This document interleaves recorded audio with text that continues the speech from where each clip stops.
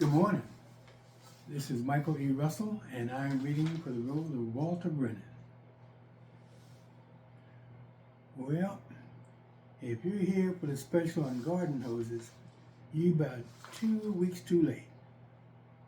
But now if you're here about Lena Petrova, then you're right on time. Walter Brennan. That's what they call me. And I reckon you're the city detective, here investigating impossible crimes. Small town detective. News travels faster than customers. But you want to know about that paint. Cobalt blue. The exact shade Lena always bought. How did you? Well, I've owned this store for 42 years. I know what people buy. I know when they're happy, when they're sad, and when they're planning something foolish. Was Lena planning something foolish? Lena wasn't an artist. They're all planning something foolish. It's a job description. You know, she came in 2 days before she disappeared. Bought 3 tubes. Paid cash. Seemed excited. Like she'd solved a puzzle or something. Did she say what she was working on? Well, she didn't have to.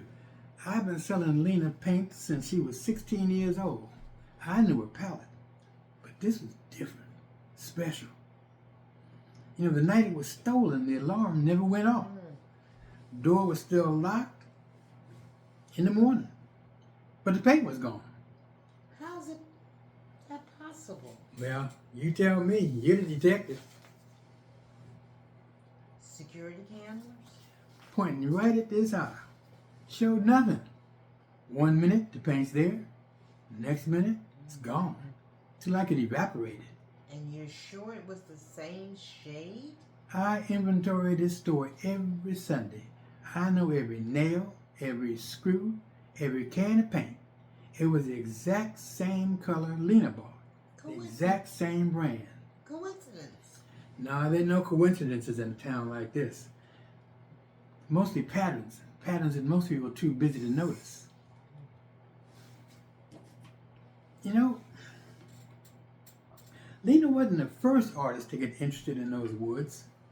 Won't be the last either. There were others? Yeah, 3 that I remember. All gone. 2 moved away suddenly. And 1, well, the woods keep what they take.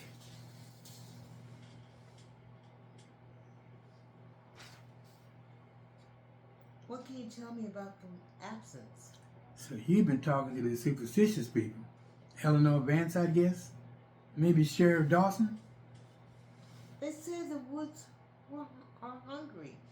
Well, the woods are just trees and dirt. But what's in them? That's something else.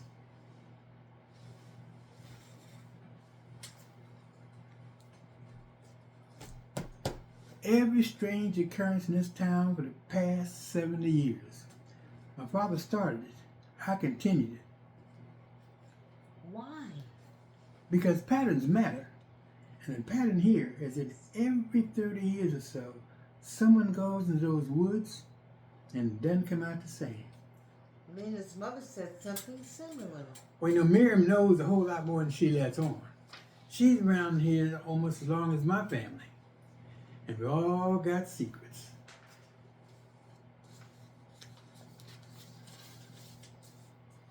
"1954, Michael O'Connor, painter, went into the woods for inspiration, came back a week later, couldn't even remember his name." Amnesia? If that's what you want to call it. Look here, 1985, Sarah Jenkins, poet, disappeared for 3 days. When she came back, she'd written an entire book of poems in a language that nobody could understand. And Lena? Well, Lena was the smartest of them all. She thought she could study it, document it, like it was some rare bird instead of, well, whatever it is. Oh, that'll be $12.50. The lawnmower blade you ordered came in yesterday, by the way. Now, the items that were stolen, the paint, the poetry book, the locket, they're connected. How? Well, they're all about memory. The paint for visual memory. The poetry for emotional memory.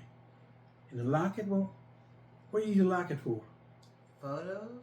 Memories of people? Exactly. It's collecting memories or the tools to make them.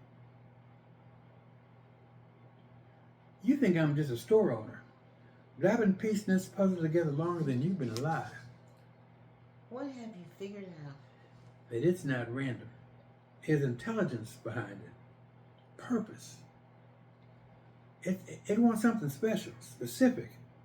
What does it want? I think it wants to remember what it's like to be human, and it's using Lena to do it. You know, my father told me something before he died. He said, Walter, some things aren't meant to be understood.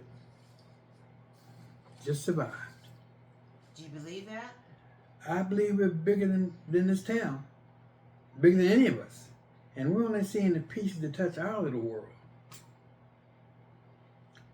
Lena used to sit right there on that bench and sketch for hours, watching the trees, like she was waiting for them to show her something.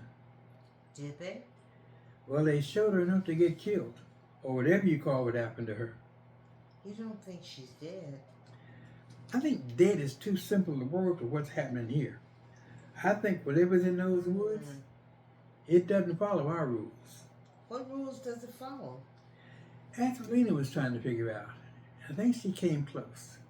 Maybe a little too close. She gave me this the day before she disappeared. Said if anything happened to her, I should give it to someone who wouldn't laugh. What is this? Well, she called it the pattern language. And the stones are arranged in a specific way. A way that did things to reality. Did things? It made memory stronger, made time behave differently, made it possible for whatever it is to cross over. You believe this? Well, I believe Lena was one of the smartest people I ever met. And if she believed it, that's good enough for me. Why didn't you show this to the police? Yeah, and tell them what? That the missing artist left me a map for another dimension? Yeah, they'd have me committed. Why show me? Because you're not laughing. Because you have that same look in your eye that Lena has in hers. The look at somebody who won't let it go until they find the truth.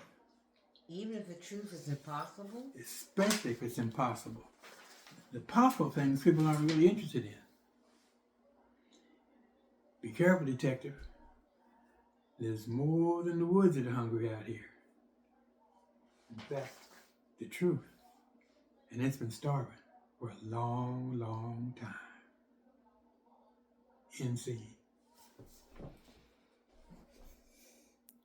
Ooh.